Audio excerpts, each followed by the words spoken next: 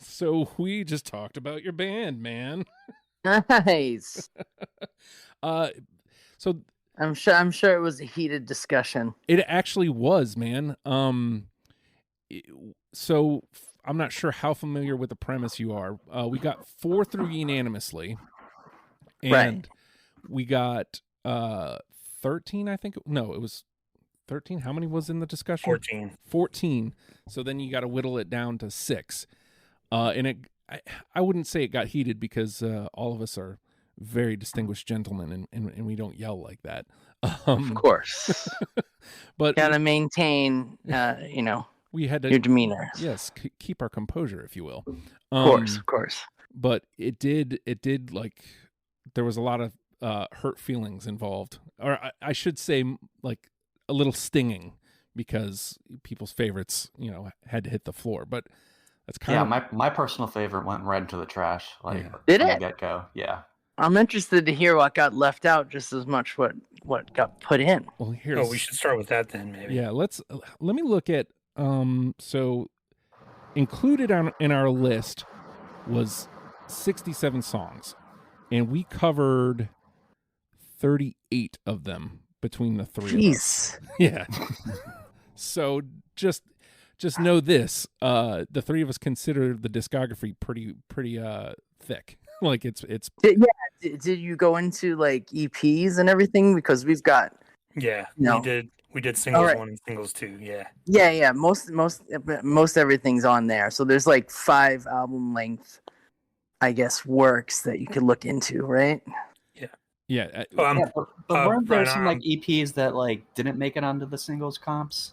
I think there's like a couple songs. Yeah, but just a couple songs. I have to ask you about the Billy Bragg thing. Like that Love Billy EP is one of my absolute favorite things of all time. I'm John from Atlanta. Ryan. Hey, how's it going? I'm a big fan. But that we talked about at the beginning that Billy Bragg covers EP is just incredible. But we didn't include it in this. Well, the funny thing about the Billy Bragg's EP is that our friend Jamie, who actually Allison went on to form the Kills with, his manager either managed Billy Bragg or knew him from like up in England, and he actually gave Billy Bragg a copy of the EP. I had heard that he had heard it and liked it at one point. Yeah. He was into it, and he said whenever we wanted to go to a show, we were welcome to come and hang out. And actually, I think it was just definitely Todd, but I think Todd and Allison, or maybe Todd and Bill, went to see Billy Bragg, and like he led them backstage and hung out with him the whole time. It was I did not go, which I don't know what I was doing. Yeah. We all make those mistakes. Yeah, what are you gonna do? What are you gonna do? I think we forgot proper introductions here. This is Ryan from Discount. Justin is the host. That's me. Awesome. And then we've got John here as a panelist. Yep. And then there's me. You know me. Yeah, I think we graduated high school together. Is that right? Yeah. Yeah, same year, right? Yeah. No, you were a couple years ahead of me. Was I? Yeah. Oh, okay. I thought we were in the same year. I gotcha. So I want to, since you expressed interest in hearing what missed, do you mind me? I'll read you the ones that hit the bin, which is the nice way of saying the trash can. So here's the songs that only one of us brought to the table, and this is where we got extensive. So we've got Half the Time. Okay. Her Last Day. Uh-huh. Torn Jeans. Gotcha. City Bleach. This is all. Are you going in order from albums, or does it all just happen to be from? Most of them be from Ataxia. No, this is just in order after stuff that got actually made lists. Right. Okay. So, City Bleach, Toxic Home, Dreamt This Was a Castle, On the Counter. I like that song, but that's a weird song. That was a James song. Like. Okay. James came up with like the original verse part. James brought songs here and there. There were a couple on Attacks See, that's my alarm going off there. Ah, Apologize. that's all right. There's a couple songs that he wrote on or contributed, like, you know, they spark of the idea for Ataxia, and a couple on Half Fiction, and Drum This Was the Castle was one of them. I feel like it. I don't remember if I said this on the episode or not, but I feel like that was one that I pinned initially, and you said it's weird, and I think somewhere in me I felt, yeah, I might be the only one if I bring this, and lo and behold, somebody else had it. I was wrong, but what are you gonna The do? bass player songs are always weird. Yeah, there you go. Yeah. All right, on the counter, That's a good solid pop song. Like that was one's my pretty... personal favorite. Yeah, that one I agree. I like that one too. It's just like very sound structurally. I mean, it's kind of, I mean, I won't say predictable, but it's got that classic kind of arrangement. well, the thing is with a show like this, the idea being, because I had never heard of the band before this. Like John and Peter, both big fans. I'd never taken the dot. I hadn't even heard the name until they brought it to me. And so the idea being, let me personally find the stuff that I like, and then let me take the stuff that I like and try to get somebody else to like them too. When you talk about like that simple, formula, like that is actually kind of key to what this show is, I feel. Gotcha. So you're completely objective, not colored by being part of a scene at a certain time or anything like that. Nope. Not, I had no tie at all to, which is in part, I think, how a lot of these ones happen, because both John and Peter have some sort of attachment places where I'm just literally just going, man, this is awesome. This is something I would tell somebody to listen to. But I do want to reiterate, the way I'm saying this, I want to reiterate, dense. It's, there's not a lot, but it's dense. Like there was a lot of songs to choose from that could have done exactly what I was just saying. Consistent. Yeah, absolutely. Yeah. We were pretty prolific for like this short period of time we were around. Man, there's still a lot if you still want these ones. Yeah. I wouldn't mind hearing some more of the rejects. Your word, not mine. Age of Spinning, Sleeping Motorboy, and when that one came up, because what I like to do is try to play like a little bit of the song if it misses, just to make everybody that didn't have it feel bad. And that was one that I immediately felt bad. I was like, oh shit. I think that one I should have had. Let's see, Apostrophe. See, I think that's a good one too. Yeah. Yeah. Was that? I can't remember. That was my pick. Yeah, I was gonna say, 'cause I have it listed as me, but I know it wasn't me. Then Hit, that one was me. That was right. One of my misses. And then we're getting into the singles here. Bloody Mediocrity. Yep. Trouble in the Sky. Mm-hmm. I Do. Yep. It's Been Years. I like that one too. That was on, I think that was the J Church split. I like that the 7-inch, yeah. Yeah. The J Church split 7-inch, yeah. And then let's see, where were we? It's Been Years. History is History. That one hurt. I thought that one was gonna make it. That was on the 403 Chaos comp. That one. Yep. Let's see, Fixing Rubble, Building Us. Ooh. That's another James song. Oh, okay. See, maybe Justin doesn't like James, and I didn't even know it. Faithful Elevator. Right. Ooh, I do not like that one. That only came out on the singles collection. Yeah. Oh, really? I didn't. Yeah, it was not actually on a release. Like that an was outtake. Like a super leftover. Yeah, outtake. Okay. Well, you can tell I'm the new ear. I didn't know that. Gotcha. And last but not least, Successfully Delirious. Yeah, I like that one too. Which, of course, would have been, that doesn't leave a lot that we didn't bring up on the show. So, So what I want to do is I'm going to bounce our 10 off you, and if you have like stories or something you want to say about the song, and then Peter tells me that you have that, and you know, no pressure obviously if you didn't get to it, but if you have a 10 that you wanted to bounce off us, I would fucking love that. I didn't write anything down, but I could probably spitball it. Okay, well, you know, we can just Cool. see where it matches with ours, because we had a whole process. So what we ended up going with our number one, which is the one that we would say, hey, this is the song you got to listen to, and it's also the band's going to be the band's representation in the best of show next year. So we went with Math Won't Miss You for that one.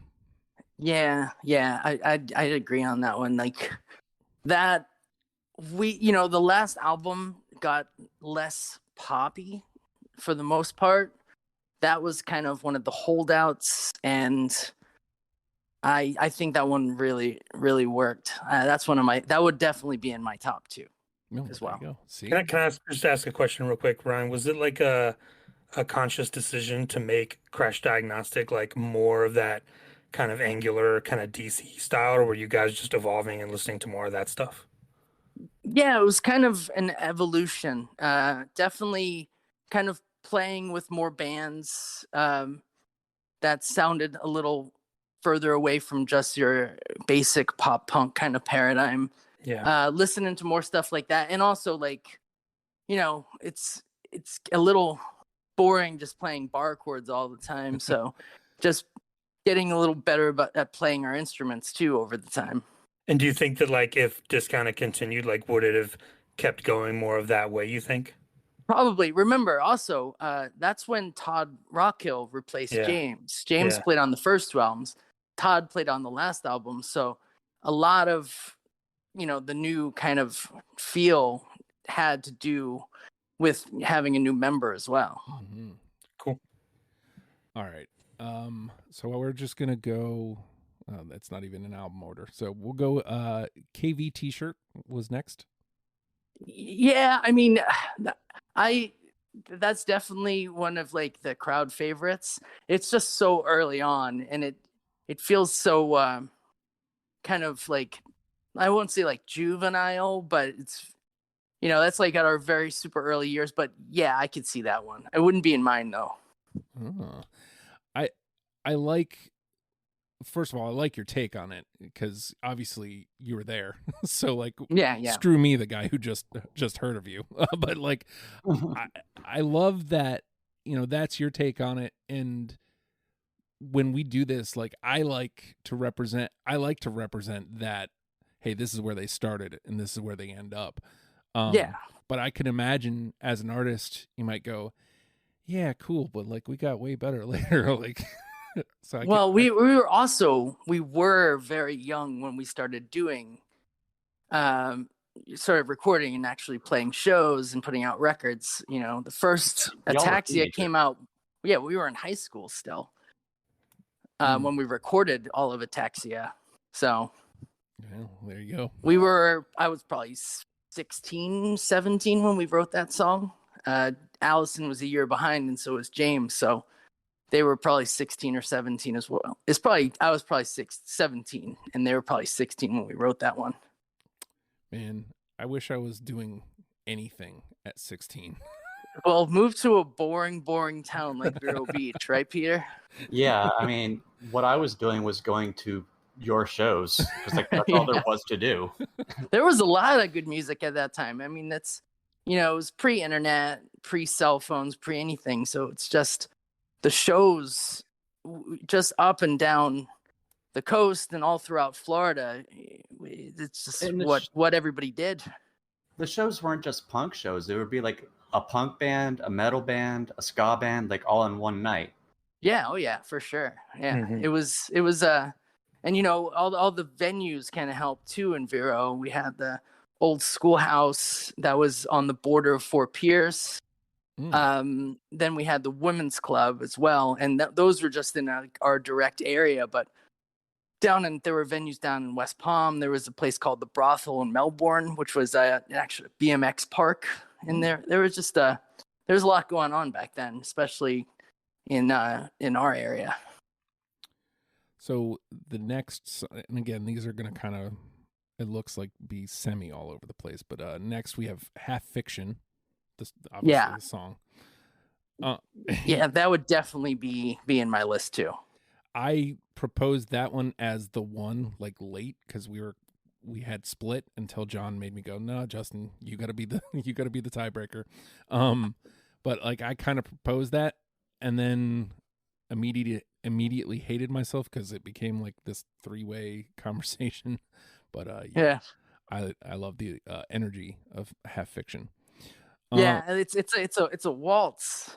It's in 3/4, so yeah, it's kind of bouncy. But no, that was like one of It started, it started the album Half Fiction, and it's it would definitely be in my list. So I've got Half Fiction and Math Won't Miss You as well in mine. There So you that's go. my 2 so far. All right, and then we've got Harder to Tell. I like that song, but I don't love that song. But that's another James song. Or he came up with a couple of I think he came up with the initial idea for it. I think. So that one had been around before the Crash Diagnostic era? Yeah. Wow, okay. We actually recorded that on tour before we actually recorded Crash Diagnostic. I forget what town we were in, but it was somewhere in the Midwest, and we just booked a studio and we kind of demoed a few songs there. And the version is a little bit different. We also did Hit at that recording session. And it's just like a little bit different. But that was around for a little bit. That might have been one of the kind of songs that came right after Half Fiction before we started kind of transitioning. I guess my next question would be like kind of in line with what John was asking is it's technically listed on Spotify as Hard to Tell 5. Is that a typo, or kind of to your point, is it just that ended up being like the 5th version of it? No, I have actually no idea. I didn't even know that. So I mean, it's probably just a mistake of some sort. Yeah, I'm guessing a typo then. But yeah. There was an opening there, I was like, oh, several versions. Maybe that's why. But okay. Here's where it got heated towards the end of the day, because the other one that was up for number 1 was Broken to Blue. Protein is now at Starbucks, and it's never tasted so good. You can add protein cold foam to your favorite drink or try one of our new protein lattes or matcha. Try it today at Starbucks. Refreshing wild cherry cola meets smooth cream. The treat you deserve. Pepsi Wild Cherry and Cream. Treat yourself. That I think that's a good in between the sound from Half Fiction and then the Crash Diagnostic sound. It's kind of halfway between both of those kind of general feels. So yeah, I like that one. That would probably be in my list as well. Yeah, I was fighting hard for that one. Yeah. We listened to it at the end there because it was in the conversation to be the number 1. And like as I'm listening, I'm like, why wasn't that unanimous? Why didn't I have that? And I'll say this: there was a lot of songs that had to hit the floor that I had that very exact feeling when we're doing the show. Is why didn't I have it? You got to make a lot of decisions. Is what? Yeah. I mean, going through any band's complete discography, especially when you're looking at kind of 5 albums worth of material plus, it's a lot of stuff to get through. Behind Curtain Number is next. I would tend to agree on that one. Yeah, I'd like that one a lot. What has that got us? We got 4? We're doing pretty good so far, yeah. And bad. At the end of that song, how there's that kind of like tape loop and weirdness that happens? That's actually a Juliana Hatfield tape got caught in someone's tape machine. I think it's Bill's. And it ended up, you can hear Juliana Hatfield's voice at the end. It's pretty distinctive. Awesome. But it kind of got warped and caught in the cassette player. And somehow we recorded it and kind of tapped it onto the end of that one. I'm gonna have to listen again to that because I'm sure I noticed it, but I just didn't clock it. No, I mean you can't. It's not her saying any words. It's kind of like backwards and weird. But Was that like the 1:04 track or like the 38-second track? No, those were just individual, just kind of instrumentals that we couldn't come up with full song structures. Yeah, Justin, you didn't even mention those. Like on Crash Diagnostic, there's 2 little kind of interstitial instrumental tracks that we did that I didn't include on the list, but they're definitely part of the album. That was that was like a career highlight. They played one of those instrumentals on, like the in between music on NPR. Like they actually played one of those when I was listening to NPR, and I was pretty happy. Well, about there you that. go. You're Checks in the NPR mail, official, right? man. Yeah. Yeah. The 7 cents is in the mail. I actually got a check once from ASCAP for 38 cents. My parents threw it out. I was super mad. Hey, man, that 38 cents could come in handy right now. I was gonna frame it. It's the most I've ever made of doing music. Well, I remember when we were working together at Whole Foods. Like you mentioned something like, "Yeah, I just got like a check from Spotify for like 25 cents or something." Oh yeah. It's big time. Well, that's the thing. Like, we use Spotify for the show mostly, and I hate it because we were discussing it. I think it was me and you, Peter, but just before John hopped on. I hate using it because I don't like the way it fucks the artists over. But it has like everything. Yeah, I mean, we're actually not on Apple Music. Spotify is probably the easiest way to listen to everything because you got to get on Bandcamp. Discount doesn't have a Bandcamp. That's true, but I don't know if we'll get in trouble for that. I don't know. Probably not. We had kind of like a little thing with our old label, so we actually made them take off our songs on Apple Music, and it only hurt us because now we don't know how to get them back on. Oh man.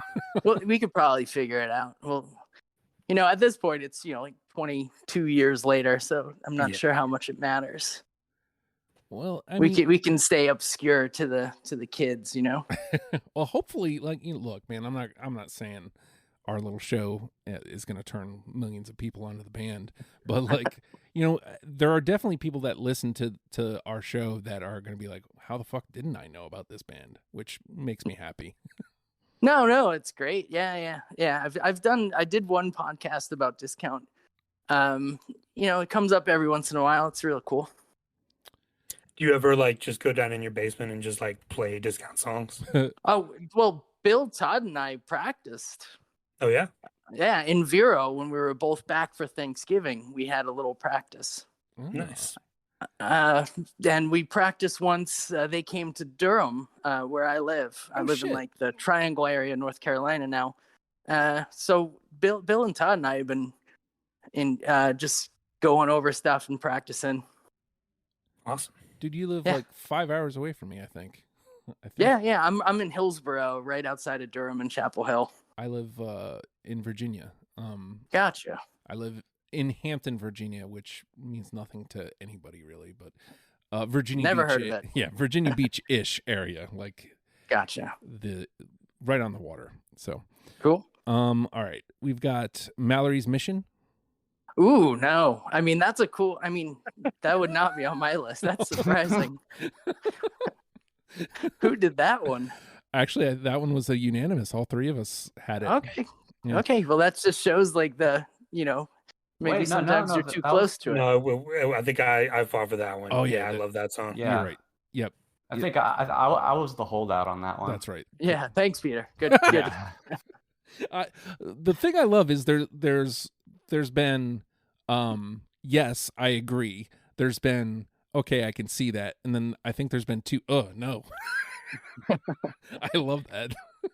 I mean, Mallory's Mission. Mallory's Mission was definitely not a song we kept playing long after. Half Fiction. It didn't stay in the set list for that long after the Ataxia came out. There was a version on the Stop Racism compilation. Yeah, I think there was like a live version. Yeah. yeah. I'll tell you my thoughts will be on the episode too, which I hope you choose to listen. But I will listen. to me it was about keeping the energy up after Waiting by the Wayside, which I'll say now and then we can circle back around. But Waiting by the Wayside also made our list. But like the way Wayside starts and goes, this is what this band is, and then to me, Mallory's mission is like, okay, by the way, we're not stopping. So Yeah. No, I mean, I really like Waiting by the Wayside as well. So there's a chance that could have made my list too. I'll tell you, these guys will tell you, anytime they do a show with me, it is almost always a guarantee that I play track 1, album 1. Especially when it nails what the band is. And that's what I thought Wayside does. Wayside is like, here the fuck we are, we're Discount. And it was like, oh shit, yeah, cool. Like I know what I'm in for. I know what the rest of this discog, at least vaguely will be. And so that was why I had it. But yeah, I mean, that would off Ataxia. I think that would probably be the one that I choose. I briefly thought about bringing it up for number 1, but like we already had enough in the combo for that. So gotcha. Then we got Clap and Cough. Yeah, that has to be in there.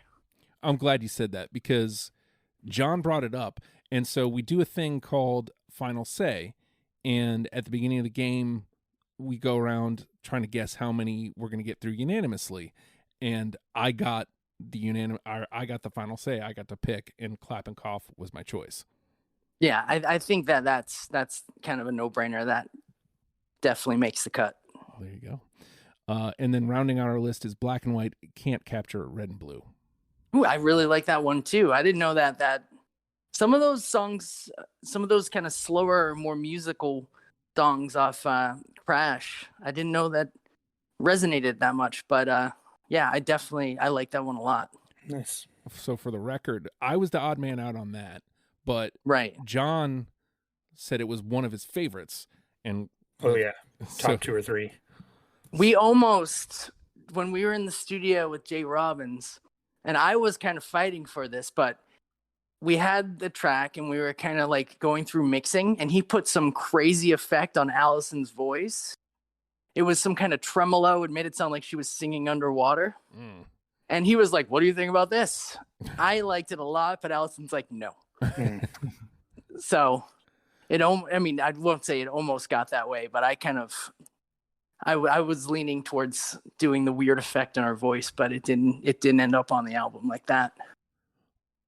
I was in a band. I was in a band once. Everybody's in it. Oh, go ahead. Yeah. And I got talked into doing a lot of those, weird vocal things. And yeah. On the rare occasion I listen to those now, and it's a real rare occasion. It's usually like somebody says to me, "You were in a band?" I was like, yeah. Here you go. But I'm like, oh, I can't believe I did that. I can't believe I let them do that. It probably wouldn't have aged very well. And that's what sucks, is because it sounds cool and you're like, yeah, man, I'm into that. But then you go back and you're like, oh, dude. Like, yeah, but gimmicky stuff doesn't tend to, persevere. Mm-hmm. It's like, if you're trying, it's like it's just too much at times. Yeah, I mean, I think what you're saying is exactly what happened on the show today. Like there's no gimmicks, right. Yeah. You guys were exactly what you were. And like the truly great stuff shown through to somebody who had never heard of you before. Like whenever these guys brought it up, and now, and I said this to John, I'll say it to you, like John's on a roll. So we did American football earlier this year. We did Pup with these same two guys a couple weeks ago. And then we did you tonight. And like, these are 3 bands that I'm like, how the fuck did I miss them? Like, how did I not know? And there's a lot of bands out there. It's true. That's true. It seems like there's even more bands out there today. Like I listen to college radio all the time, and it's just a constant barrage because it's so much easier to record nowadays. Yeah, man. Yeah. Well, we mentioned in the show that like bands that are huge now, like Paramore, like somebody in that band listened to you guys. Like, I mean, isn't Paramore from Florida too? Or am I kind of being? I don't know if they are. I don't know. I don't know either. I think they call Nashville home now, but that doesn't mean that's where they're from. Allison's in Nashville too. Oh, I was just in Nashville. I went to see the Predators play, and right. It was awesome. Like, not to be Mr. Hockey guy, but it was a blast. Yeah, but there's like nowadays, like back in the day, and I sound like I'm a million years old, but back in the day, it cost a lot to record. Yep. And there was no home recording, so like there's a filter, even just like a monetary filter, where not every band got into a studio. And then even after that, there was no MP3s, so you pretty much had to produce a physical copy of something. So that was an extra cost barrier to actually getting your music into the world. But now you can just record in your living room without a band. Yeah. And just put it on Bandcamp and Spotify. I'm not saying that's a bad thing. I think it's cool, but there's just a lot of stuff. It's kind of hard to keep on top of how many bands there are nowadays. But it's also cool because like we can have a moment where kids might not technically, you're accessible to people now because of shit like Spotify. Like, whereas, 99, 2000 or whatever, like you were, but you had to know the right people. And well, that's the thing with young, like, I think it's like Gen Z, Gen Y, like whatever we're at right now. I'm not sure where we're at. But they don't seem to have kind of distinctions based on like time periods. Mm-hmm. Like everything is here now. Yep. That's where like on Stranger Things, that Kate Bush song got huge because younger people are just like, oh, it's a cool song. Yeah. And that can happen now. Like you see old songs be resurrected all the time, just for different reasons, like that Fleetwood Mac song, because that guy was riding a skateboard drinking High C or whatever. Yeah. Fruit Punch. But things just come out of the woodwork now for different reasons. It's interesting. It's really interesting. Most recently, like Never Let Me Down Again is huge now because of the Last of Us TV show. Yeah. Yeah, that one. That show's really good. So, Ryan, was there anything you said there were a couple that you wouldn't have put on? Was there anything else that you would have put on that we didn't mention? Absolutely. I like The Usual Bad. Oh, I was close. Yeah, I had that. Yeah. I mean, that's like kind of a sleeper. Like, I don't know if it wasn't like one of the songs where people were really wanting us to play it live, but I think we played it pretty deep into like our run. But I really like that song. I really like Antiseptic.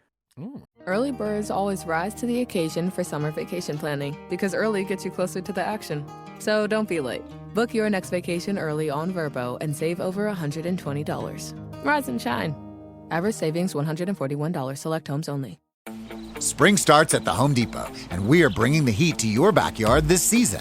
Fire up the flavor with our wide variety of grills for under $300, like the Next Grill 4-burner gas grill that's perfect for hosting your spring cookout. Then set the scene and turn your outdoor space into the go-to spot with patio sets for every budget. Bring it this season with grills that deliver flavor and patios that set the vibe from the Home Depot. Start your spring with low prices guaranteed at the Home Depot.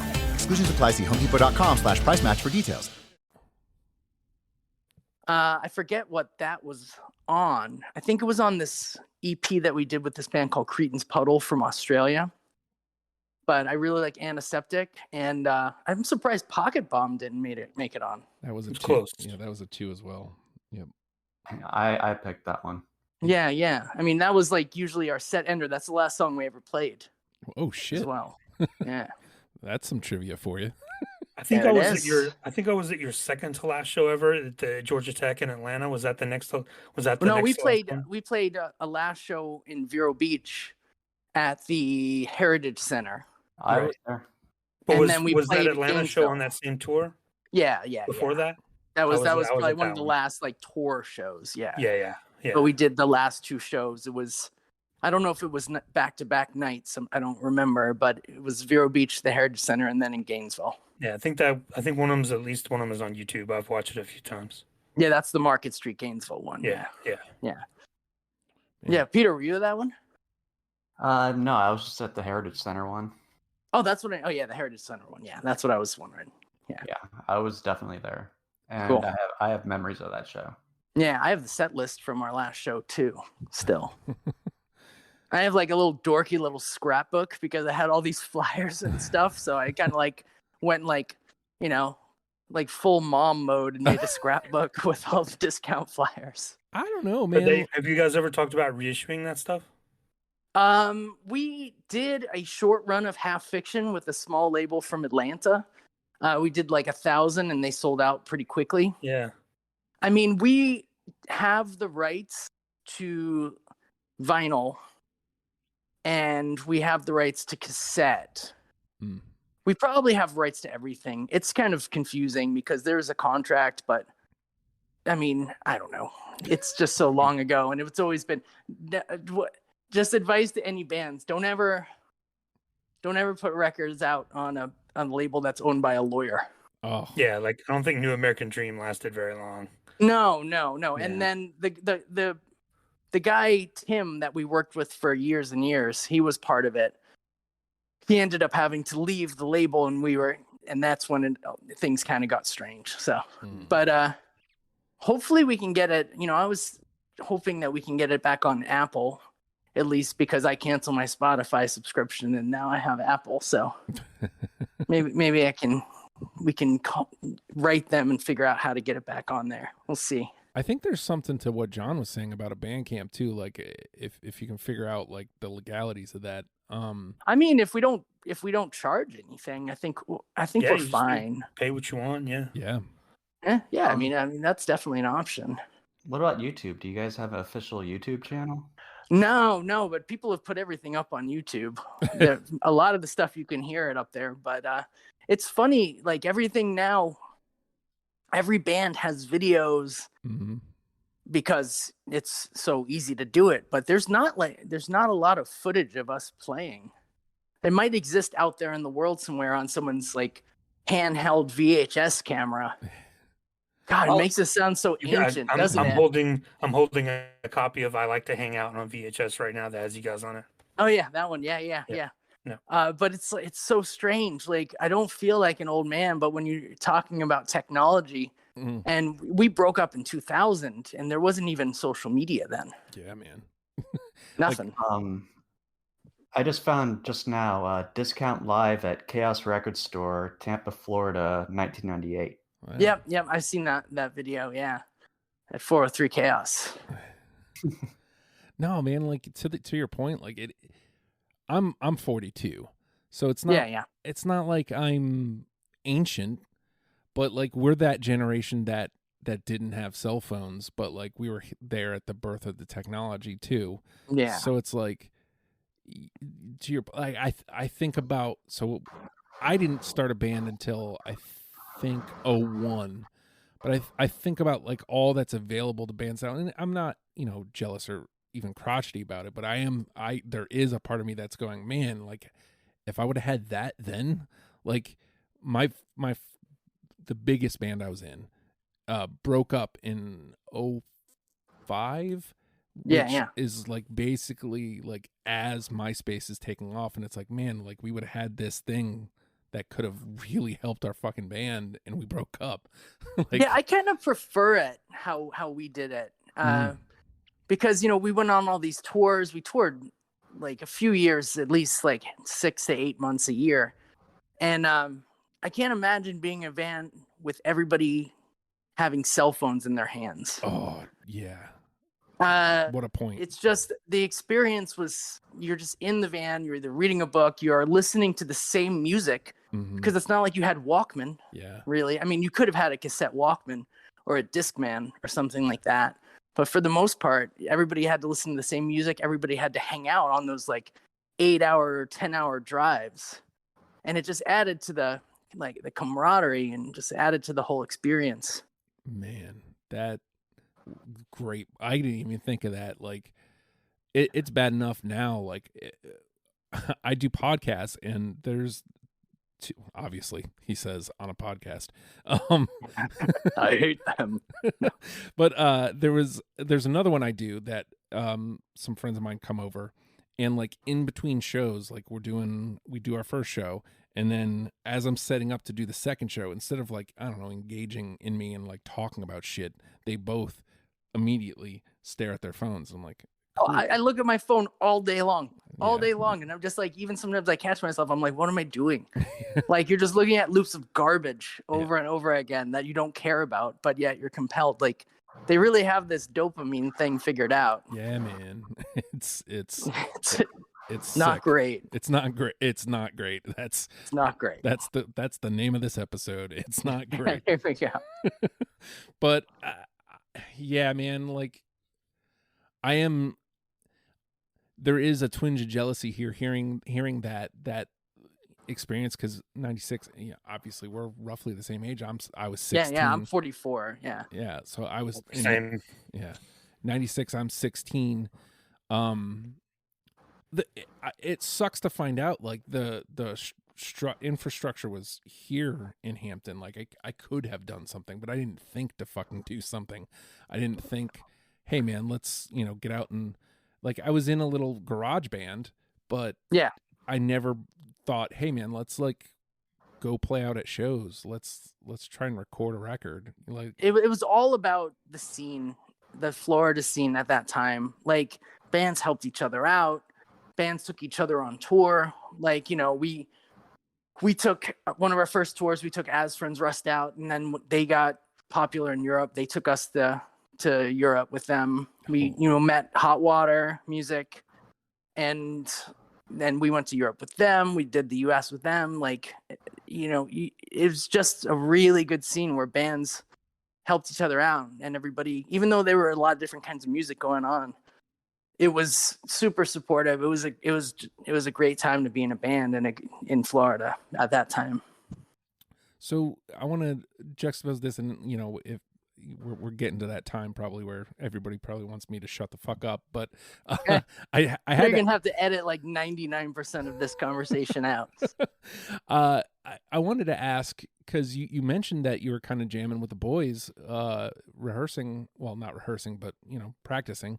Which there is a distinct difference to those who are saying, isn't that the same thing? No, it is not. No. Are you just kind of like practicing on discount stuff, or is there something else that you guys are kind of fucking around with, or like what? We've discussed, so to this point, we've just done discount stuff, but Todd and Bill and I are interested in maybe coming up with some new ideas. Yeah, we've discussed it.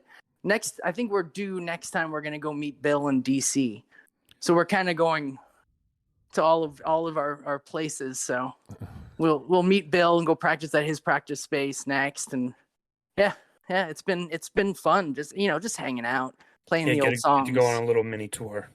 Yeah, just us three with no vocals. That'll be real fun. I mean, you never know. Yeah, it's too bad Unitas only had one record and Monikers only had one record, because we would do them too. Yeah. I mean, Monikers was a real fun time. Yeah. That was when I kind of I got back from Europe when I was living there for a while and kind of rediscovering my roots. And there was a fun scene going on in that kind of underground pop punk at that time. And so I was lucky to hit it kind of twice. It was a lot of fun. And Stolen Parts only has the 1 7-inch, right? Stolen Parts has 2 7-inch. We have a split for Teenage Softies, which is Mark from Moniker's other band, and then we have our own 7-inch. Yeah, my old band, we were friends with Latterman, so I knew those guys. Yeah. Pat. Yep. Well, I was in a band, terrible name now. It has not aged well. I was in a band called Young Ladies with Pat from Latterman. Yeah. And we did an album, and we did a 7-inch as well. 7-inch came out on Dead Broke Records. Like that was like 2018 or something, 2017. Nice. Yeah, I have to check that out. All right, last questions because we just got on you because you said a bad band name. I want to bounce some band names off the group here. I'll start with two that I was in. The one that I was referring to earlier, we were called Stale. Stale? I mean, Discount's a pretty terrible band name when you think about it. It's pretty ungoogleable. Yeah. Yeah, it's a bad band name. I mean, it was just, it just kind of stuck with us, but it worked. It was fine, but every Stales, it's kind of, it reminds me of like that band Stained, which isn't great. I understand, but like, yes, strangely enough, like we did cover, I fucking can't remember. Can't Believe was the name of the song, I think. All right. Okay. And there was an era in my life that I liked Stained. That's okay. We were all young ones. We were all young ones. That's a great way to put it. Yeah. The follow-up band to that was me and the bass player. He moved over to drums, and we were called Great American Headache, which, actually I'll let you guys pick it apart. I mean, any band with the word American, band names with the word American. American Steel is good. Yeah, Mm-hmm. absolutely. I don't know if there's many other bands. All American Rejects, though, I'm not. They were not a terrible band for like that new wave of kind of like radio pop punk. The early radio pop punk, they were okay. They had a couple decent songs. Well, hey, at least none of your bands had numbers in the name like mine did. We were Exit 86, and never have a number in your band name. That's always a bad idea. Yeah. What would be like the worst band name of all time according to you guys? Oh God. I don't know, man. Like we brought up Stained earlier. I mean. Yeah. I mean, Limp Bizkit's not great. Yeah. It's not the best band name ever. No, it's definitely not. But there is something about Limp Bizkit that is so Limp Bizkit. Like they're Florida too, man. Jacksonville all the way. Mm-hmm. Yep. I think I stand fast to Stained because not only is it Stained, but it's like spelled wrong. Yeah, it is spelled weird. Yeah, that's a plus. The music can overcome the name if it's not too bad. That's true. Yeah. Pearl Jam's original name, Mookie Blaylock. That was not a good name. Bad. Mookie Blaylock isn't he a basketball player or something? A point guard. I mean, that was just a cease and desist waiting to happen. Yeah, absolutely. I mean, Mookie. Yeah, but I mean that's real bad. So I think they made a good choice of changing their name.